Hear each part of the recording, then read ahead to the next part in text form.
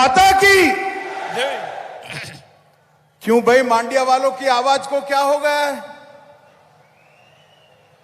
ಯಾಕೆ ಯಾರು ಶಬ್ದ ಮಾಡ್ತಾ ಇಲ್ಲ? ಶಬ್ದ ಕೇಳಿಸ್ತಾ ಇಲ್ವಾ? ಜೋರಾಗಿ ಭಾರತ್ ಮಾತಾ ಜೈ ಅಂತ ಹೇಳಬೇಕು. अरे मैं बोलूं वही बोलो भैया. ओके मैं सिर्फ इतना बोला हूं, मांड्या वालों की आवाज को क्या हो गया?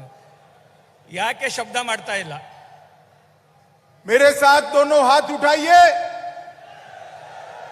इस ओर भी उठाइए, उस ओर भी उठाइए, दोनों हाथ उठाइए. मांड्या में भाजपा के विजय की संकल्प की मुट्ठी बींचिए. ನಾವು ಎತ್ತಿರ್ತಕ್ಕಂತ ಈ ಮುಷ್ಟಿಯಿಂದ ವಿಜಯದ ಯಾತ್ರೆ ಹೋಗಬೇಕಾಗಿದೆ. और प्रचंड आवाज से बोलिए भारत माता की, भारत माता की जय. मंच पर उपस्थित कर्नाटक के लोकप्रिय मुख्यमंत्री श्री बसवराज बोम्बाई जी, मेरे मित्र और भारत सरकार के मंत्री, कर्नाटक के ही नेता श्री प्रहलाद जोशी जी, हमारे कर्मठ और मेहनती प्रदेश अध्यक्ष श्री नलिन कुमार कटील जी, भारतीय जनता पार्टी के राष्ट्रीय महामंत्री श्री सीटी रवि जी, हमारे यहां के प्रभारी मंत्री श्री गोपालिया जी, कर्नाटक सरकार में मंत्री डॉक्टर अश्वत्थ नारायण जी, कर्नाटक सरकार में मंत्री श्री नारायण गौड़ा जी, प्रदेश के उपाध्यक्ष श्री नीलमल सुराना जी, प्रदेश के उपाध्यक्ष श्री विजयेंद्र जी, प्रदेश उपाध्यक्ष एम राजेंद्र जी, हमारे लोकप्रिय विधायक Shri Ramdas ji, C M N Mahesh ji, Shri Niranjan Kumar ji, और आज मांड्या की भूमि पर इतनी बड़ी संख्या में आए हुए प्यारे भाइयों बहनों माताओं और मेरे जिगर के टुकड़े जैसे युवा मित्रों, आज सबसे पहले हमारे प्रिय प्रधानमंत्री मोदी जी की माता का निधन हुआ है. पूज्य हीराबा हम सब के बीच में नहीं रहे. इस शोक की घड़ी में पूरा देश और हम सब मोदी जी और उनके परिवार के साथ दुख में खड़े हैं. सबसे पहले मैं पूज्य हीराबा को श्रद्धांजलि देकर मेरी बात की शुरुआत करना चाहता हूं. ಇವತ್ತು ನಮ್ಮ ಪ್ರಿಯ ನೇತಾರ ಆದರಣೀಯ ನರೇಂದ್ರ ಮೋದಿ ಅವರ ತಾಯಿ ಇವತ್ತು ವಿಧಿವಶರಾದ್ರು. ಇಡೀ ದೇಶ ದುಃಖದ ಕಡಲಲ್ಲಿ ಇರತಕ್ಕಂತ ಈ ಒಂದು ಸಂದರ್ಭದಲ್ಲಿ ಈ ಕಾರ್ಯಕ್ರಮ ನಡೀತಾ ಇದೆ. ಪ್ರಾರಂಭದಲ್ಲಿ ನಾವು ಆ ಮಹಾನ್ ಚೇತನಕ್ಕೆ ಶ್ರದ್ಧಾಂಜಲಿಯನ್ನು ಸಲ್ಲಿಸ್ತಾ ಕಾರ್ಯಕ್ರಮವನ್ನು ಪ್ರಾರಂಭ ಮಾಡೋಣ. मित्रों, यहां मैं आया हूं तब सबसे पहले मेले कोटे के स्वामी चेलू नारायण, चुनचुन गिरी के काल भैरव, श्री रंगपटना के रंगनाथ स्वामी, मुद्दूर और किक्केरी के श्री नरसिम्हा स्वामी के सामने अपना शीश झुकाकर मेरी बात की शुरुआत करना चाहता हूं. ಪ್ರಾರಂಭದಲ್ಲಿ ಮೇಲುಕೋಟೆಯ ಚೆಲುವರಾಯ ಸ್ವಾಮಿ, ಆದಿ ಚುಂಚನಗಿರಿಯ ಕಾಳಭೈರೇಶ್ವರ, ಶ್ರೀರಂಗಪಟ್ಟಣದ ರಂಗನಾಥ ಇವರೆಲ್ಲರಿಗೂ ಸ್ಮರಣೆ ಮಾಡಿ ನಮಸ್ಕಾರವನ್ನು ಮಾಡ್ತಾ ಕಾರ್ಯಕ್ರಮವನ್ನು ಶುರು ಮಾಡೋಣ. नरसिम्हा स्वामी भूल गया. नरसिम्हा स्वामी. ओके आप थोड़ा लिखो भाई. मित्रों, आज जब मैं यहां आया हूं तब ये महान भूमि आदि शंकराचार्य, गुरु माधवाचार्य, आचार्य रामानुज और जगत ज्योति बसवन्ना के विचरण करने वाली भूमि है. इसको प्रणाम करता हूं मैं. ಹಾಗೆ ಪೂಜ್ಯ ಆದಿಶಂಕರರನ್ನ ಸ್ಮರಣೆ ಮಾಡ್ತಾ ಹಾಗೆ ರಾಮಾನುಜಾಚಾರ್ಯರನ್ನು ಕೂಡ ಸ್ಮರಣೆಯನ್ನು ಮಾಡ್ತಾ ಜಗಜ್ಯೋತಿ ಬಸವೇಶ್ವರರನ್ನ ಧ್ಯಾನ ಮಾಡ್ತಾ ಈ ಒಂದು ಕಾರ್ಯಕ್ರಮವನ್ನು ಶುರು ಮಾಡೋಣ. मित्रों, आचार्य रामानुज ने अपने जीवन के 12 साल यहीं पर मेलेकोटे में मांड्या में व्यतीत कर धर्म का पुनर्जागरण का काम किया था. ಸ್ವತಃ ರಾಮಾನುಜಾಚಾರ್ಯರು ಈ ಮಂಡ್ಯದಲ್ಲೇ ತಮ್ಮ ಬಾಲ್ಯದ 12 ವರ್ಷಗಳನ್ನು ಕಳೆದು ಕೂಡ ಇಲ್ಲೇ ಪ್ರಾರಂಭವನ್ನು ಮಾಡಿದ್ರು.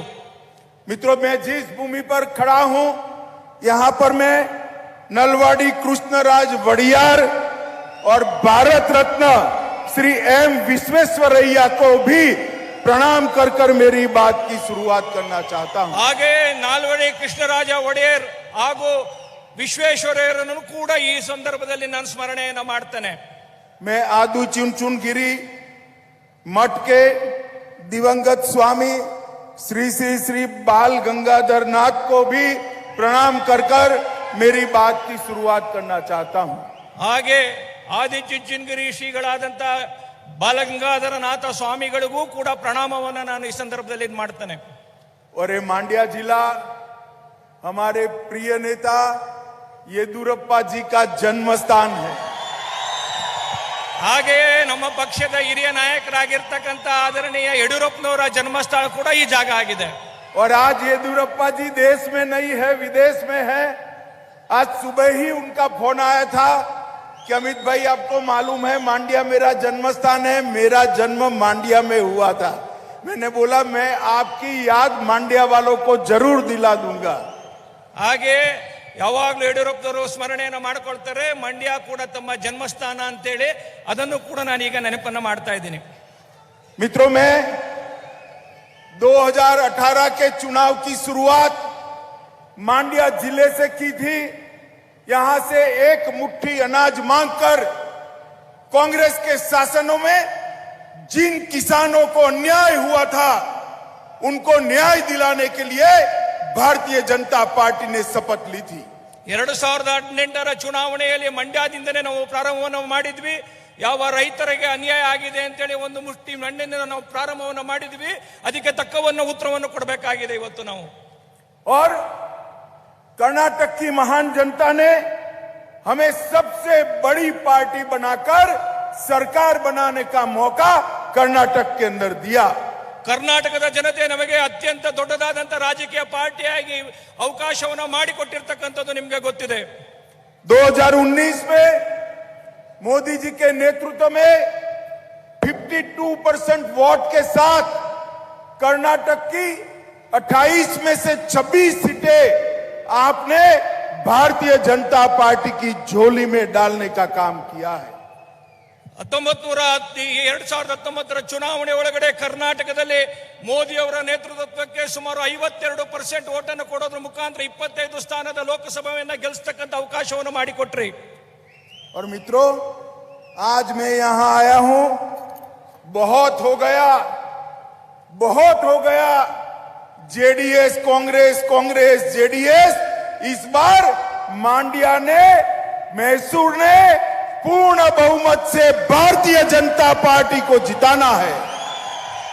ಅನೇಕ ಸಂಗತಿಗಳನ್ನು ನಾವು ನೋಡಿದ್ವಿ. ನಾವು ಒಮ್ಮೆ ಕಾಂಗ್ರೆಸ್ ಒಮ್ಮೆ ಜೆಡಿಎಸ್ ಅಂತೇಳಿ ಈ ಬಾರಿ ಮಂಡ್ಯ ಮತ್ತೆ ಮೈಸೂರಿನಲ್ಲಿ ಖಂಡಿತವಾಗ್ಲೂ ಭಾರತೀಯ ಜನತಾ ಪಾರ್ಟಿಯ ವಿಜಯ ಯಾತ್ರೆ ಆಗುತ್ತೆ. ದೊಡ್ಡ ಬೆಂಬಲವನ್ನು ಕೂಡ ಭಾರತೀಯ ಜನತಾ ಪಾರ್ಟಿಗೆ ಸಿಗೋದಿದೆ. ये कांग्रेस और जेडीएस दोनों परिवारवादी पार्टियां हैं, भ्रष्टाचारी पार्टियां हैं. ಕಾಂಗ್ರೆಸ್ ಹಾಗೂ ಜೆಡಿಎಸ್ ಒಂದು ಪರಿವಾರ, ಒಂದು ಕುಟುಂಬದ ರಾಜಕಾರಣವನ್ನು ಮಾಡ್ತಾ ಇರ್ತಕ್ಕಂಥ ರಾಜಕೀಯ ಪಾರ್ಟಿ, ಭ್ರಷ್ಟಾಚಾರದಿಂದ ತುಂಬಿರ್ತಕ್ಕಂಥ ಒಂದು ರಾಜಕೀಯ ಪಾರ್ಟಿ. मित्रों, हमने दोनों के शासन देखे हैं. कांग्रेस आती है तो कर्नाटक दिल्ली का एटीएम बन जाता है. ಕಾಂಗ್ರೆಸ್ ಬರುತ್ತೆ, ಕರ್ನಾಟಕ ಮತ್ತೆ ದಿಲ್ಲಿಯ ವ್ಯತ್ಯಾಸವನ್ನು ಹೇಳುವಂತ ಒಂದು ಪ್ರಯತ್ನವನ್ನು ಮಾಡುತ್ತೆ. और जेडीएस आती है तो एक परिवार के लिए एटीएम बन जाता है. ಜೆಡಿಎಸ್ ಯಾವಾಗಲೂ ಯೋಚನೆ ಮಾಡುತ್ತೆ ಒಂದು ಕುಟುಂಬವನ್ನ ಹೇಗೆ ಒಂದು ವಂಶವನ್ನ ಪೋಷಣೆ ಮಾಡಬೇಕು ಅಂತ ಹೇಳಿ. बारी बारी ये दोनों पार्टियों ने भ्रष्टाचार कर कर्नाटक के विकास को रोकने का काम किया है. ಪ್ರತಿ ಬಾರಿಯೂ ಎರಡು ಪಕ್ಷಗಳು ಇದೇ ಮಾಡಿ ಭ್ರಷ್ಟಾಚಾರದಿಂದ ತುಂಬಿ ಇಡೀ ರಾಜಕಾರಣವನ್ನು ಹೊಲಸು ಮಾಡತಕ್ಕಂಥ ಕೆಲಸವನ್ನು ಕೂಡ ಮಾಡುತ್ತೆ. और मित्रों, अब समय आ गया है परिवारवाद और भ्रष्टाचार से मुक्त करने का. भारतीय जनता पार्टी को पूर्ण बहुमत के साथ एक बार सत्ता दीजिए, डबल इंजन की सरकार बनाइए. हम आने वाले 5 साल में मोदी जी के नेतृत्व में कर्नाटक को विकास के रास्ते पर बहुत आगे ले जाएंगे. ಈ ಪರಿವಾರವಾದ ಮತ್ತೆ ಭ್ರಷ್ಟಾಚಾರವನ್ನು ಮುಕ್ತ ಮಾಡಿ ಜೆಡಿಎಸ್ ಮತ್ತೆ ಕಾಂಗ್ರೆಸ್ ಕಿತ್ತೊಗೆದು ಒಂದು ಡಬಲ್ ಇಂಜಿನ್ ಸರ್ಕಾರ ಮೋದಿ ಅವರ ನೇತೃತ್ವದಲ್ಲಿ ಒಂದು ಯಶಸ್ವಿ 5 ವರ್ಷದ ಆಡಳಿತವನ್ನು ಮಾಡಬೇಕಾದಂತ ಅವಶ್ಯಕತೆ ಇವತ್ತಿದೆ ಸ್ನೇಹಿತರೆ. ये जो कांग्रेस पार्टी और जेडीएस दोनों पार्टियां करप्ट भी है, जातिवादी है, कम्युनल है और इसके साथ साथ क्रिमिनल का आश्रयदाता भी है. ಈ ಎರಡು ಪಾರ್ಟಿಗಳು ಬರೀ ಜಾತಿವಾದಿ ಮಾತ್ರ ಅಂತಲ್ಲ, ಭ್ರಷ್ಟಾಚಾರಿಗಳು ಮಾತ್ರ ಅಲ್ಲ, ಕ್ರಿಮಿನಲ್ಗಳು ಇದ್ದಾರೆ. ಅನೇಕ ಕ್ರಿಮಿನಲ್ ಆಪಾದನೆ ಉಳ್ಳಂತವರು ಈ ಎರಡು ರಾಜಕೀಯ ವ್ಯವಸ್ಥೆ ಒಳಗಡೆ ಕೆಲಸ ಮಾಡ್ತಾ ಇರತಕ್ಕಂಥದ್ದು ನಾವು ನೋಡ್ತೇವೆ. मित्रों, कांग्रेस ने इतने साल तक इस देश पर शासन किया, दलितों को और आदिवासियों को हमेशा अन्याय करने का काम किया है. ಇವರೆಲ್ಲ ಆಡಳಿತದ ಕಾಲದೊಳಗಡೆ ದಲಿತರಿಗೆ ಆದಿವಾಸಿಗಳಿಗೆ ಅನ್ಯಾಯವನ್ನು ಮಾಡತಕ್ಕಂಥ ಕಾರ್ಯವನ್ನ ಇವರು ಆಡಳಿತದಲ್ಲಿ ನಡೀತಾ ಇರತಕ್ಕಂಥದ್ದು ನಾವು ನೋಡಿದೀವಿ. ನಾವು भारतीय जनता पार्टी का शासन आने के बाद हमें 2 राष्ट्रपति बनाने का मौका मिला. ಭಾರತೀಯ ಜನತಾ ಪಾರ್ಟಿ ಆಡಳಿತದಲ್ಲಿ ನಾವು ಒಂದು ವಿಶೇಷವಾದಂತ ಕಾರ್ಯವನ್ನು ಮಾಡಲಿಕ್ಕಂತ ಅವಕಾಶವನ್ನು ನಮಗೆ ಸಿಕ್ತು. एक बार गरीब दलित के बेटे रामनाथ कोविंद को बनाया और दूसरी बार एक गरीब संथाली आदिवासी की बेटी श्रीमती द्रौपदी मुर्मू को भारत का राष्ट्रपति बनाने का काम. ಭಾರತೀಯ ಜನತಾ ಪಾರ್ಟಿ ನಮಗೆ ಅವಕಾಶ ಸಿಕ್ಕಂತ ಸಂದರ್ಭದಲ್ಲಿ ಇಬ್ಬರು ದಲಿತರನ್ನ ಈ ದೇಶದ ಶ್ರೇಷ್ಠ ರಾಷ್ಟ್ರಪತಿಗಳಾಗಿ ಮಾಡತಕ್ಕಂತ ಕಾರ್ಯವನ್ನು ನಾವು ಮಾಡಿದ್ವಿ. ಒಂದು ರಾಮನಾಥ್ ಕೋವಿಂದ್ ಅವರನ್ನ ಮಾಡಿದ್ವಿ, ಇವತ್ತು ದ್ರೌಪದಿ ಮುರ್ಮು ಅವರನ್ನ ರಾಷ್ಟ್ರಪತಿಗಳನ್ನಾಗಿ ಮಾಡತಕ್ಕಂತ ಕೆಲಸವನ್ನು ನಾವು ಮಾಡಿದ್ವಿ. भारतीय जनता पार्टी ने गरीबों के, पिछड़ों के, दलितों के, आदिवासियों के कल्याण के लिए ढेर सारे काम किए हैं. ಭಾರತೀಯ ಜನತಾ ಪಾರ್ಟಿ ದಲಿತರಿಗೆ, ದೀನ ದಲಿತರಿಗೆ, ಆದಿವಾಸಿಗಳಿಗೆ ಇಡೀ ದೇಶವ್ಯಾಪಿ ಕಾರ್ಯವನ್ನ ಮಾಡತಕ್ಕಂತ ಅವರ ಕಲ್ಯಾಣವನ್ನು ಮಾಡತಕ್ಕಂತ ಕೆಲಸವನ್ನು ನಾವು ಮಾಡಿದ್ವಿ. हमने हर गरीब के घर में बैंक अकाउंट पहुंचाया, गैस का सिलेंडर पहुंचाया और किसान सम्मान निधि का 6,000 रुपया पहुंचाने का काम किया. ನಾವೆಲ್ಲ ಈ ದೇಶದ ಎಲ್ಲ ಬಡವರಿಗೆ ಆಹಾರವನ್ನು ಒದಗಿಸ್ತಕ್ಕಂಥದ್ದು ಮಾಡಿದ್ವಿ. ಕಿಸಾನ್ ಸನ್ಮಾನ್ ನಿಧಿ ಮುಖಾಂತರ 6,000 ರೂಪಾಯಿ ಹಣವನ್ನು ಕೊಡ್ತಕ್ಕಂಥ ಕೆಲಸವನ್ನು ಮಾಡಿದ್ವಿ. ಅನೇಕ ಕಾರ್ಯಕ್ರಮಗಳನ್ನು ಅವರ ಮನೆಗೆ ತಲುಪಿಸ್ತಕ್ಕಂಥ ಕೆಲಸವನ್ನು ನಾವು ಮಾಡಿದ್ವಿ. हर गरीब के घर में बिजली पहुंचाई, घर पहुंचाया और शौचालय पहुंचाकर महिलाओं को सम्मान के साथ जीने का अधिकार दिया है. ಅವರ ಬಡವರ ಮನೆಗಳಿಗೆ ನಾವು ಬೆಳಕನ್ನ ಕೊಡ್ತಕ್ಕಂಥ ಕೆಲಸವನ್ನ ಮಾಡಿದ್ವಿ. ಅವರ ಮನೆಗಳಿಗೆ ಶೌಚಾಲಯವನ್ನ ಕೊಡ್ತಕ್ಕಂಥ ಮುಖಾಂತರ ಅವರನ್ನೇ ಗೌರವದ ಬದುಕನ್ನ ಮಾಡ್ತಕ್ಕಂಥ ವಾತಾವರಣವನ್ನ ನಿರ್ಮಾಣ ಮಾಡಿದ್ವಿ ನಾವು. और मैं आज मांड्या की इतनी विशाल सभा में पूछना चाहता हूं, आप सभी ने कोरोना का 2 टीका लिए हैं या नहीं लिए हैं, वैक्सीन लिए हैं या नहीं लिए हैं? ನಾವು ಇಲ್ಲಿ ಕೇಳಿ ಮಂಡ್ಯದ ಜನತೆ, ಕಾಂಗ್ರೆಸ್ಗೆ ಮತ್ತೆ ಜೆಡಿಎಸ್ಗೆ ನಾವು ಪ್ರಶ್ನೆ ಮಾಡಬೇಕಾಗಿದೆ. ನಾವು जिन्होंने कोरोना के 2 वैक्सीन लिए हैं वो अपने हाथ ऊपर उठाए जरा. ಯಾರೆಲ್ಲರಿಗೂ ನಮ್ಮ ಸರ್ಕಾರದಿಂದ ಸವಲತ್ತು ಸಿಕ್ಕಿದೆ ಅಂತಂದ್ರೆ ದಯಮಾಡಿ ಎಲ್ಲರೂ ಕೈ ಎತ್ತಿ ಹೇಳಬೇಕಾಗಿದೆ. ನಾವು मोदी जी ने 230 करोड़ लोगों को वैक्सीन लगाकर भारत को कोरोना से सुरक्षित करने का काम किया है. ಆದರಣೀಯ ನರೇಂದ್ರ ಮೋದಿ ಅವರು ಇಡೀ ದೇಶದ ಜನ ಕೋವಿಡ್ನ ಎಲ್ಲರಿಗೂ ವ್ಯಾಕ್ಸಿನೇಷನ್ ಅನ್ನು ಕೊಡೋದ್ರ ಮುಖಾಂತರ ಭಾರತವನ್ನ ಕೋವಿಡ್ ಮುಕ್ತ ಮಾಡತಕ್ಕಂಥ ಕೆಲಸವನ್ನು ಕೂಡ ಮಾಡಿದ್ರು.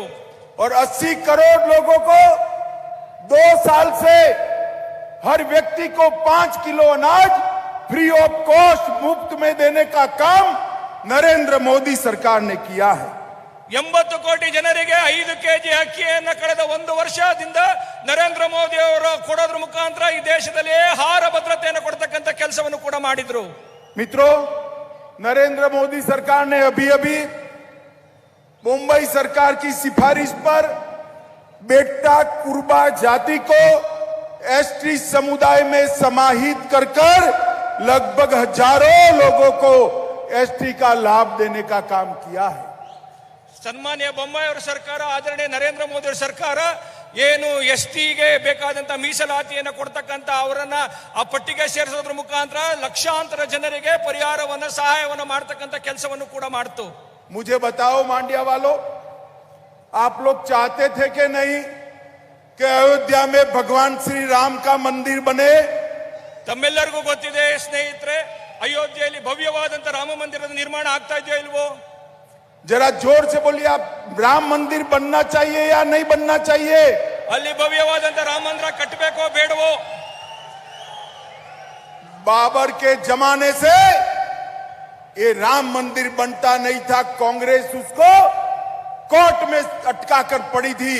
मोदी जी ने 2019 में राम जन्मभूमि का शिलान्यास किया।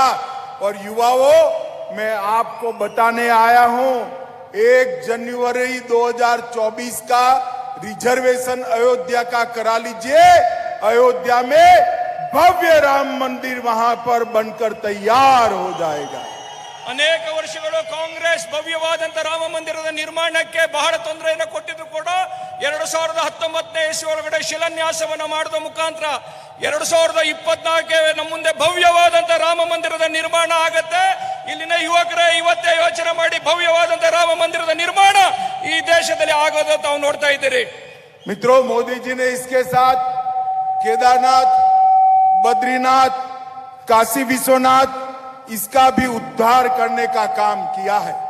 ಬರೀ ಇಷ್ಟೇ ಮಾತ್ರ ಅಂತಲ್ಲ, ಏನೆಲ್ಲ ಪುನರುತ್ಥಾನದ ಕಾರ್ಯ ಅದು ಕಾಶಿ ವಿಶ್ವನಾಥನನ್ನ ಮಾಡಿದ್ರು, ಕೇದಾರನಾಥದಲ್ಲಿ ಭವ್ಯವಾದಂತ ನಿರ್ಮಾಣವನ್ನು ಮಾಡತಕ್ಕಂತ ಕೆಲಸ ಮಾಡಿದ್ರು।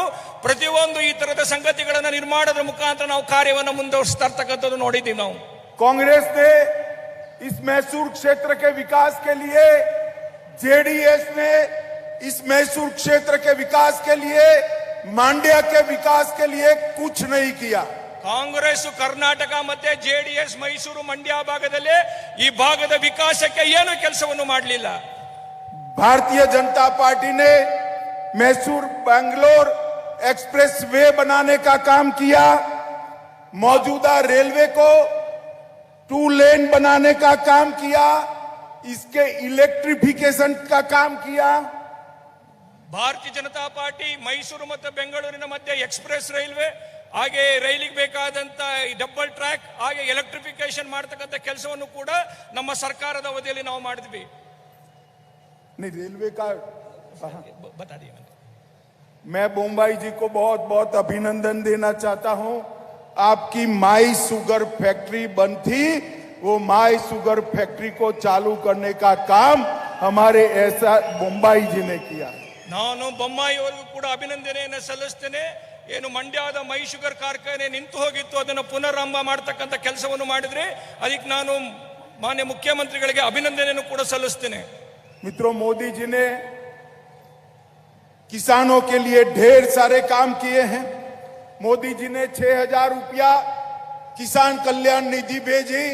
येदुरप्पा जी ने इसके साथ 4000 रुपया जोड़कर हर साल हर किसान को 10,000 रुपया सीधा इसके बैंक अकाउंट में भेजने का काम ये भारतीय जनता पार्टी की दोनों सरकारों ने किया। ಭಾರತೀಯ ಜನತಾ ಪಾರ್ಟಿ ಇಲ್ಲಿಯ ರೈತರಿಗೆ ಏನು ಮೋದಿ ಅವರು ಕೊಟ್ಟಿರ್ತಕ್ಕಂಥ 6000 ರೂಪಾಯಿ, ಹಾಗೆ ಸನ್ಮಾನ್ಯ ಯಡಿಯೂರಪ್ಪನವರು ಕೊಟ್ಟಿರ್ತಕ್ಕಂಥ 4000 ರೂಪಾಯಿ, ಒಟ್ಟು 10,000 ರೂಪಾಯಿಯನ್ನ ಅನೇಕ ರೈತರಿಗೆ, ಲಕ್ಷಾಂತರ ರೈತರಿಗೆ ಕರ್ನಾಟಕದಲ್ಲಿ ಕೊಡ್ತಕ್ಕಂಥ ಕೆಲಸವನ್ನು ನಾವು ಮಾಡಿದ್ವಿ। और अब तक कर्नाटक के 50 लाख किसानों को 11,000 करोड़ रुपया सीधा बैंक अकाउंट में देने का काम केंद्र और कर्नाटक की भारतीय जनता पार्टी की सरकार ने किया है। ತಮಗೆ ಗೊತ್ತಿರಲಿ, ಕರ್ನಾಟಕದ 40 ಲಕ್ಷ ರೈತರಿಗೆ ಸುಮಾರು 11,000 ಕೋಟಿ ರೂಪಾಯಿ ಹಣವನ್ನ ನೇರವಾಗಿ ಕೊಡ್ತಕ್ಕಂತ ಕೆಲಸವನ್ನ ಮೋದಿ ಅವರ ಸರ್ಕಾರ ಮಾಡಿದೆ। केंद्र की माइक्रो इरिगेशन योजना में 1100 करोड़ रुपया दिया। लघु सिंचाई योजना के लिए भी 58% बजट बढ़ाया और लगभग 3 लाख हेक्टेयर भूमि में एडिशनल सिंचाई का काम नरेंद्र मोदी सरकार ने किया है। ನರೇಂದ್ರ ಮೋದಿ ಅವರ ಸರ್ಕಾರ ರೈತರ ಕೃಷಿಗೆ ಉತ್ತೇಜನ ಕೊಡ್ತಕ್ಕಂತ ಸುಮಾರು 1200 ಕೋಟಿ ರೂಪಾಯಿ ವಿಶೇಷ ಸವಲತ್ತು ಮುಖಾಂತರ ಈ ಭಾಗದೊಳಗಡೆ ಸುಮಾರು 3 ಲಕ್ಷ ಹೆಕ್ಟೇರ್ಗಳಲ್ಲಿ ಬೆಳೆಗೆ ಬೇಕಾದಂತ ಸಂಗತಿಗಳನ್ನು ಕೊಡ್ತಕ್ಕಂಥ ಕೆಲಸವನ್ನು ನಾವು ಮಾಡಿದ್ವಿ.